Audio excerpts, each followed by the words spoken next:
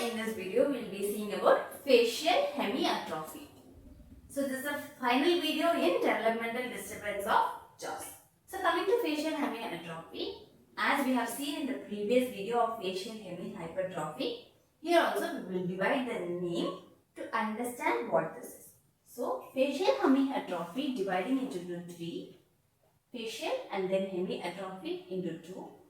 Facial means face, hemi means half, atrophy means there is wasting of tissues or wasting of organs, or there will be decrease in the size of tissues.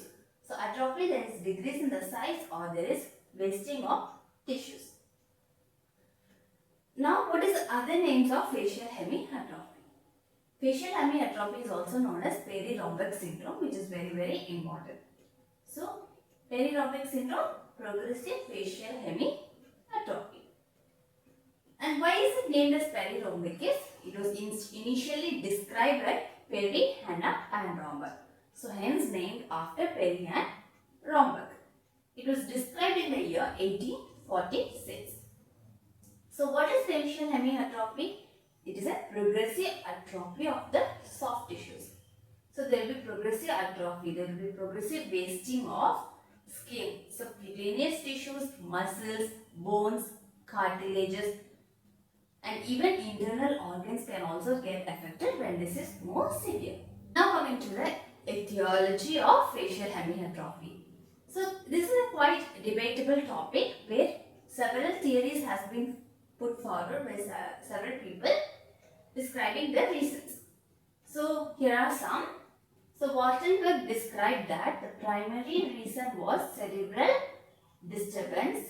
So due to cerebral disturbance, the sympathetic nervous system activity was increased and unregulated, and thus it was resulting in atrophy of the tissues. Second, some other co-workers or some other people have suggested that even a local infection, a local trauma, or genetic or even extraction of tooth can lead to atrophy of tissues. Then finally, Pospillo suggested that due to the disruption of the stapedial artery, it can be happening.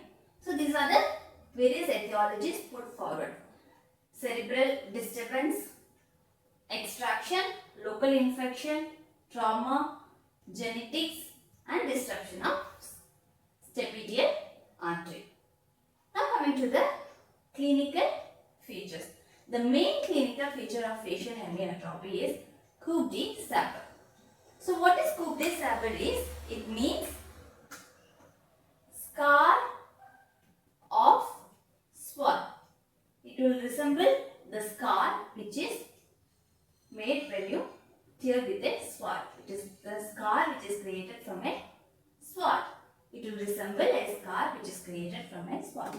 So what is coupe de sabre is something which is near the forehead region or near the midline of the face. You can see in patients with facial hemiatrophy near the, if it is a forehead region, you can see it as a mark in the midline, you will see it.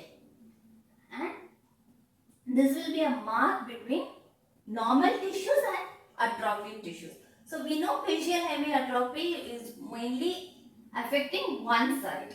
So this will be like if right side is affected, imagine this coupe de sabre will be in the midline as a deviating line, or it will be in the middle as a boundary between the normal tissue and the atrophic tissue.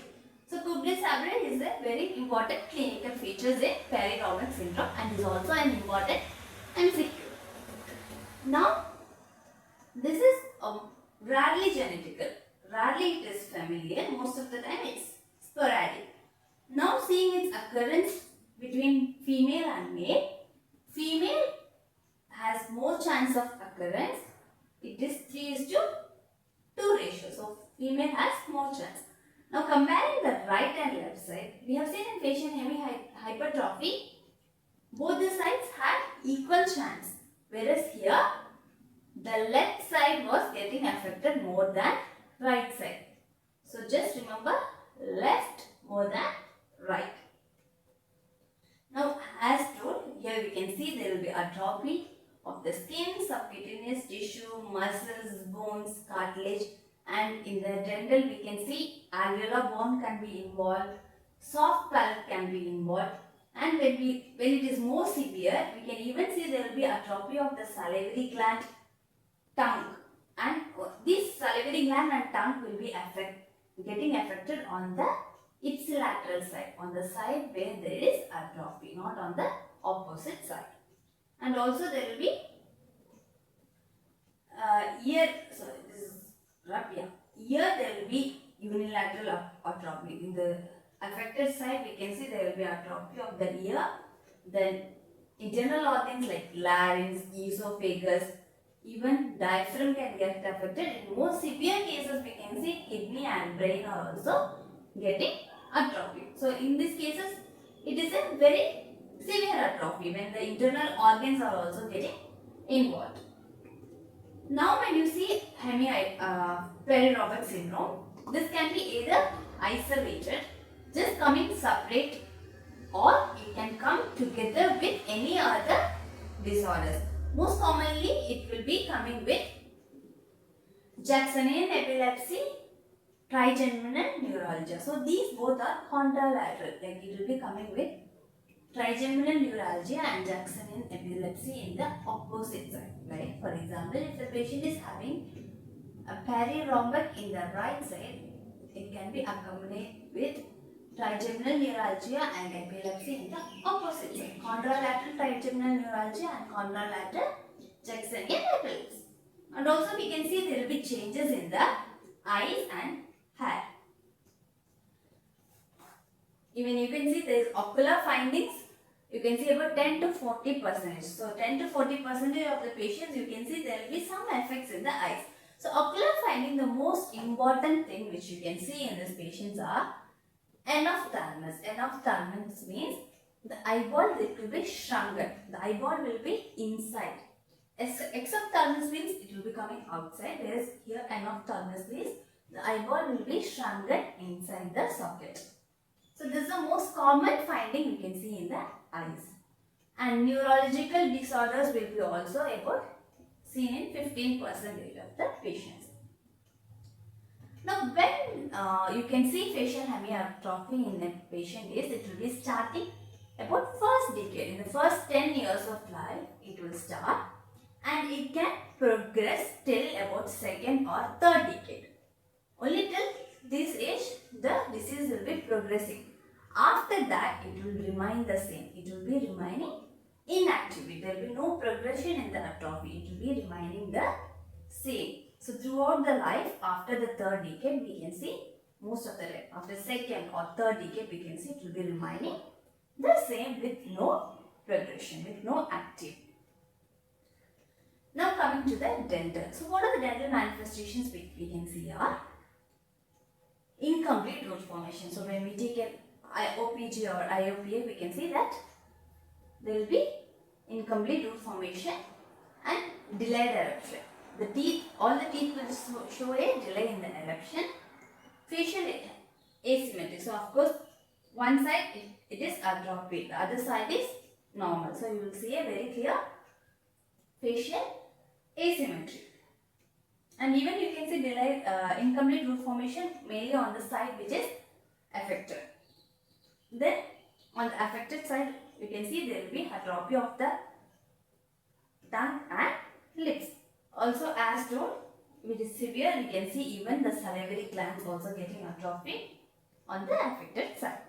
Now coming to the differential diagnosis. The differential diagnosis are post-traumatic fat atrophy, hemifacial microsomia, golden heart syndrome. These are the most common differential diagnosis. Even we can doubt this with Bell's palsy because when this atrophy will involve the trigeminal nerve, we can see that the face features will be resembling to Bell's palsy. So it can be also be mistaken for Bell's palsy in some cases. Now coming to the treatment. So actually there is no specific treatment given for this. If you come to aesthetics is mainly affected, whereas function, if you see, the main function which is getting affected due to the facial asymmetry is mastication. So it will be starting about first or second decade and it will remain inactive for some years, where most of the time the patient will not need any treatment and the patient will be also leading a normal lifespan in most of the cases. So there is no specific treatment. So that's all about facial hemiatrophy. So do check out the other videos also in developmental disturbance of jaws and if needed. Thank you.